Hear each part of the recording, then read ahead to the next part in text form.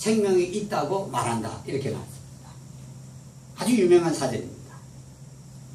태어나서 죽기까지의 움직이는 그것을 생명이라 이렇게 말한다고요. 다시 말하면 생명은 없어진다는 의미입니다. 사라진다는 의미죠. 근데 이 생명은 여러분 이게요, 이 사람들이 이 구약에 있는 성도들이 어떻게 이걸 견뎠느냐 이 말이죠. 여러분 이게요 보통 그 견딤이 아닙니다. 어떻게 이걸 갖다가 안 죽으려고 하거나 고문을 피하려고 하거나 채찍질을 피하려고 하거나 칼에 안 맞아 죽이려고 하거나 가난하지 않으려거나 이렇게 나갈 것 같은데 보통 사람이니까 똑같은 거 아닙니까? 우리가 똑같은 이 사람들입니다. 배고픈 거 좋아하는 사람 있나요? 칼로 죽임을 당할 사람 있나요? 없습니다, 여러분. 감옥에 갇힐 거 좋아하는 사람 있나요? 없습니다. 그런데 그 일을 기쁘게 당했다 하는 의미입니다. 기쁘게 당했다. 생명이, 이 사람들이 지금 구약에 있는 이 성도들에 대해서 이 본문 말씀은 뭐라 그러냐면은 그들은 약속은 받지 못했다 그랬습니다. 다른 약속은 받았습니다. 구약에 있는 성도들, 특히 이스라엘 민족들은 받았거든요. 민족적으로 택해졌으니까 받았는데 무슨 약속을 못 받았길래 이 본문에서는 약속을 못 받았다 이렇게 말하는 겁니다. 약속을 못 받았다. 먼저 이 말씀 하기 전에 우리 요한복음 10장을 한번 돌아가 볼까요? 요한복음 10장입니다. 10절과 11절입니다. 여기에 보면은 생명에 대한 단어가 예수님에 의해서 언급되고 있는데요. 10장 10절 11절입니다. 제가 읽겠습니다. 10절입니다. 도둑이 오는 것은 다만 도둑질하고 죽이고 멸망시키려 함이거니와 내가 온 것은 양들이 생명을 얻게 하고 또 생명을 더 풍성히 얻게 하려 함이라. 여기 생명은 헬라어로는 조에입니다. 헬라어가 참 좋습니다. 우리는 무조건 생명하면 다 끝나는데 여기 헬라어는 생명을 나눕니다. 여기에 이 헬라 말로는 조에고요. 10절인데요. 11절입니다. 나는 선한 목자라. 선한 목자는 양들을 위해 자기 생명을 주거니와 이렇게 되어 있습니다. 여기 생명은 절대 그 조에라는 단어가 아니고 여기에 푸뉴케 푸시케군요. 푸시케 이렇게 되어 있습니다. 이 단어가 다릅니다. 이 조에라는 단어는 그냥 말 그대로 생명이고요. 푸시케라는 단어는 헬라 말로 뭐냐면 혼을 가리킵니다. 혼, 사람의 혼을 가리키고요. 또 여러 가지 이 생물체의 움직이게 하는 생명체를 의미합니다. 푸시케. 그러니까 헬라 말은 생명이라는 단어가 두 가지로 나누어지고 우리 단어는 그냥 생명으로 번역할 수밖에 없는데 헬라 말은 두 가지 종류입니다. 하나는 혼적이라는 거고 하나는 뭐냐면은 사람 이 목자가 목동이 양떼를 내놓을 때 자기 뭘 내놓는단 말이죠?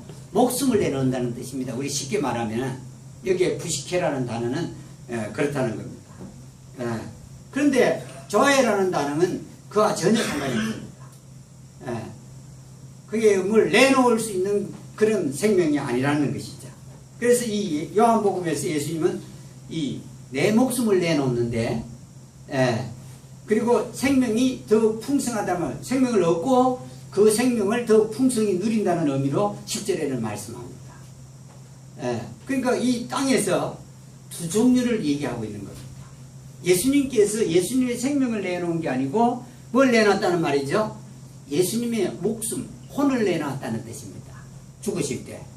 생명을 내놓았으면 부활할 생명이 없죠? 그러니까 자기의 혼을, 목숨을 내놓았다 이런 뜻입니다. 이 푸시키는 단어는 호흡하다는 뜻도 있습니다. 사람을 하나님 만드실 때 코에다가 뭘 불어넣었죠? 호흡을 불어넣었죠. 그게 생기가 됐다 이렇게 말씀을 하지 않습니까?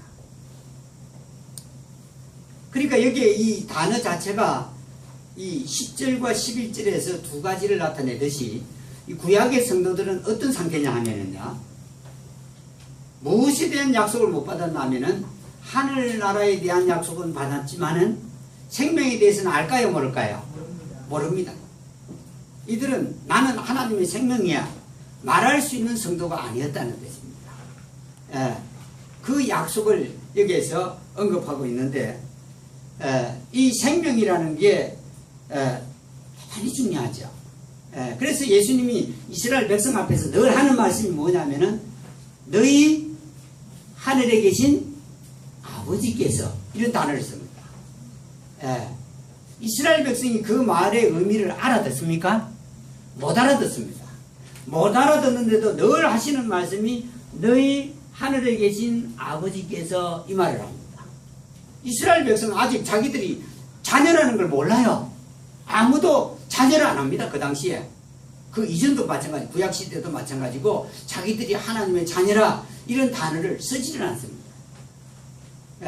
쓸 수도 없고 쓰려고 생각도 안 합니다. 근데 예수님은 늘 이스라엘 사람들에게 너희 하늘에 계신 아버지께서, 너희 하늘의 아버지께서 이렇게 자꾸 이걸 인지를 시켜주고 있습니다. 아무것도 모르는 하나님의 자녀라고 생각하지도 못하는 이런 사람들에게 그걸 인지를 시켜주고 있는데, 이 본문 말씀에 보면은 뭐라고 말씀을 하죠? 히브리서 말씀으로 저희가 다시 돌아가서 한번 보도록 할까요? 11장 말씀에서 38절입니다. 세상은 이런 사람들에게 합당치 아니하였느니라. 뭐냐면은 우리가 사는 이 세상이 말이죠, 이 사람들, 구약의 성도들에게는 합당치 않았다. 다시 말하면 가치가 없었다, 이런 뜻입니다. 이 구약에 있는 성도들이 대단하죠. 왜냐하면 자기들이 사는 그 당시의 세상이 자기들에게는 가치가 없는 겁니다. 우리는 가치가 있죠. 아직도 가치가 있는 거 있을 수 있습니다. 근데 이 구약의 성도들은 하나님의 생명에 관해서는 전혀 약속을 못 받았는데도 불구하고 세상은 자기들에게는 아무 가치가 없어 했던 겁니다. 지금 사람이 병들어가고 이 세상은 가치가 없다, 이 말하고는 다릅니다, 여러분. 지금 죽어가면서 이 세상은 아무 가치가 없어 라고 말하는 게 아닙니다. 아직도 젊고 아직도 이 힘이 있고 아직도 건강한 사람들이, 성도들이요, 세상은 나에게 가치가 없다 이랬던 겁니다. 여러분, 우리가 힘들 때 사람은 뭐라 그러죠? 죽으면 좋겠어 이럽니다. 이 예배당에 다니는 사람들이 뭐라고 그러냐면 힘들 때요, 어디 가고 싶다고 그러죠? 하늘나라에 가면 좋겠다. 여러분, 그 차원에서 말하는 게 아닙니다. 여기에 말씀하는 구약의 성도들은요, 죽어가거나 힘들거나 또 어려울 때 내가 이 세상은 아무 가치가 없어, 하늘나라가 좋아, 이 말 한 게 아닙니다. 아주 젊고 힘이 있고 건강하고 이런 상태인데도 불구하고 세상이 자기들에게는 아무런 가치가 없습니다. 여러분, 우리가 배워야 될 사람들이 바로 그 사람들인데, 그 사람들이 우리가 가진 걸 생각하면은 그들이 우리를 바랐는데도 불구하고 우리가 오히려 그들에게 배울 게 있다는 게 얼마나 부끄럽고 참담한지 모릅니다. 보십시오. 얼마나 여러분 건강하고 힘이 있고 젊고 그리고 그들의 미래가 창창한 그 성도들이요. 그러나 하나님의 생명에는 전혀 모르는 사람들이요. 이 세상은 가치가 없다. 가치가 없다. 여러분, 이게 얼마나 놀라운지 모릅니다. 그 아브라함 보십시오. 롯하고 아브라함이 길을 떠나죠. 롯을 데리고 가는데 롯이 문제도 많았지만은 어느 날 하는 이 아브라함이 뭐라 그러죠? 롯 보고 롯아 조카야, 이제 네가 이 땅을 먼저 취해라. 만일에 아브라함이 그 바라보이는 땅의 가치를 자기가 알고 있었다면 자기가 먼저 택했겠죠. 근데 롯아 조카야, 네가 먼저 땅을 취해라. 네가 가진 땅을 먼저 취해라. 이랬던 겁니다. 아브라함도 역시 땅에 대한 무슨 가치를 부여하는 사람이 아닙니다. 예, 좋은 걸 갖든지 안 갖든지 자기에게는 아무런 상관이 없었습니다.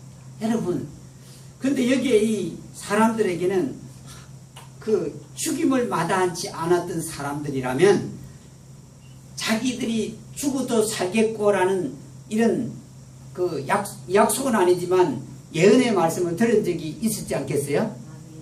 그리고 하늘나라에 내가 죽어도 간다는 이런 말씀을 들은 적이 있지 않았어요? 거기에 대한 확신이 있었던 거예요. 이 히브리서 11장에 보면 그들이 뭐 했다고 그러죠? 보았고 그랬습니다. 하늘나라를 여러분 들은 정도가 아니고 씬해서 보았고, 그리고 하늘나라에 대해서 뭘 했다고요? 납득했고, persuade 해서 납득했다, 이해했다. 여러분 보세요. 하늘나라를 이해하는 게 굉장히 중요합니다. 하늘나라 간다 이거로 끝나는 게 아니고 하늘나라를 내가 이해하고 했느냐 안 했느냐의 차이 아주 많습니다. 이해했고 납득했고, 그리고 하늘나라에 대해서 품었다 이렇게 되어 있습니다. 우리 성경에는 받았다 이렇게 되어 있는데 이게 품었다 이렇게 되어 있습니다. 그러니까 이 품은 하늘나라의 삶을 이 구약의 성도들이 살아가는 겁니다. 그런데 생명은 아니었습니다. 마지막 절 이 11장 이 마지막 부분에 보면 이것은 약속하신 것을 받지는 못하였으니 40절입니다. 이것은 하나님께서 우리를 위해 더 좋은 것을 마련하사 우리가 없이는 그들이 완전하게 되지 못하게 하려 하심이라. 그들과 우리가의 관계에서 없는 게 딱 하나 있는데 생명입니다. 그 생명에 대한 약속은 그들은 못 받았죠. 우리는 생명에 대한 약속을 받았죠. 우리가 있어야 완전히, 다른 건 다 똑같습니다. 하나님의 이 생명에 대해서, 하나님의 자녀에 대한 건 너무나 놀라운 겁니다. 근데 몰랐는데도 불구하고 그들은 하나님의 생명을 따라서 자기들이 부활할 것에 대한 말씀은 들은 적은 있거든요. 그러니까 그 생명에 대한 소망은 가지고 있는 겁니다. 소망력. 생명에 대한 소망만 가져도 그들은 죽음을 어떻게 했죠? 두려워하지 않았습니다. 배고픔을 어떻게 했죠? 두려워하지 않았습니다. 고문, 고난, 시련 이런 거 두려워하지 않았고요. 톱으로 잘리는 거 그거 두려워하지 않았고요.